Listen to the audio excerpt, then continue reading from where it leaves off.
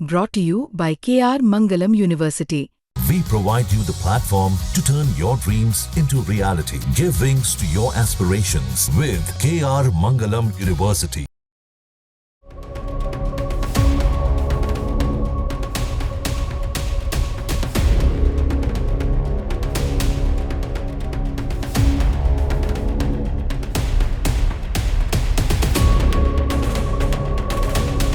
नमस्ते, जय हिंद। भारत तक देख रहे हैं आप। ईरान और इजराइल का जो झगड़ा है वो बढ़ता जा रहा है।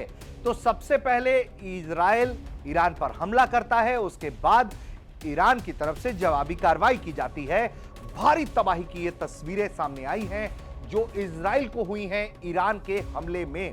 ईरान ने ताबड़तोड़ तरीके से 100 से ज्यादा बैलिस्टिक मिसाइलों को इजराइल पर मारने का दावा किया है। कुछ को इंटरसेप्ट किया गया, कुछ इंटरसेप्ट होने में नाकाम रहे और उसने इजराइल के इन इलाकों को निशाना बनाया है। देखिए तस्वीरों में कि किस तरह से ये कारें उल्टी हुई हैं, बिल्कुल नेस्तनाबूद हो चुके ये बिल्डिंग्स और बिल्कुल तबाह हो चुकी हैं ये गाड़ियां और हर तरफ ये इस इलाके में मलबा ही मलबा है।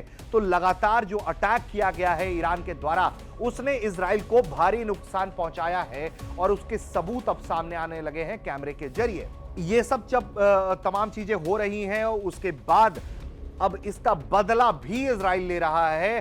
तेहरान और दूसरे इलाके वेस्टर्न फ्रंट्स पर तक जो है वो इजराइल जो है वो हमला कर रहा है। यानी कि एक तरीके से ईरान का एयर डिफेंस पावर जो है वो कम होता जा रहा है।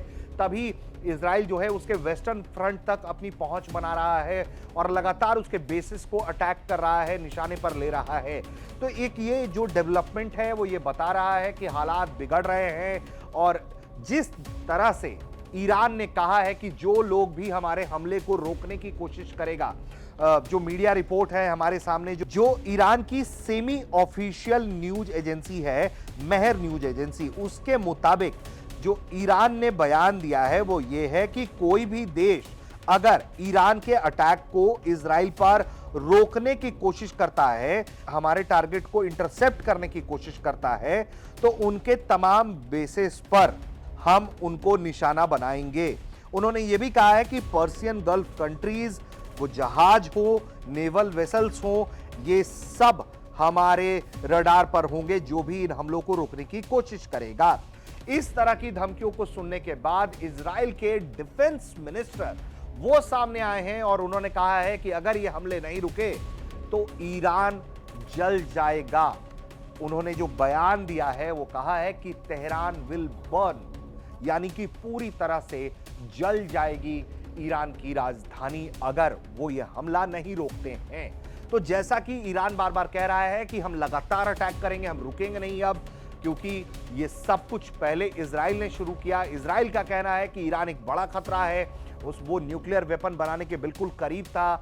न्यूयॉर्क टाइम्स के रिपोर्ट का हवाला देकर, तमाम अमेरिकी मीडिया का हवाला देकर कहा जा रहा है कि इजराइल के सामने चुनौती इसलिए भी बड़ी थी क्योंकि ईरान जो है उसके पास अभी 2000 बैलिस्टिक मिसाइल्स थी और यह हमला आज और इस वक्त नहीं होता, 1 साल का वक्त दिया जाता तो 8000 बैलिस्टिक मिसाइलें इजराइल के खिलाफ ईरान तैयार कर लेता। जाहिर तौर पर इन हमलों को रोकना इजराइल के लिए चुनौतीपूर्ण रहा है और वो इस तरीके से अपने हमलों को वैलिडेट कर रहा है। इसमें 9 ईरानी टॉप वैज्ञानिक मारे गए हैं जो न्यूक्लियर सेक्टर पे काम करते थे। इसके अलावा 20 बड़े टॉप कमांडर्स ईरान के मारे गए हैं।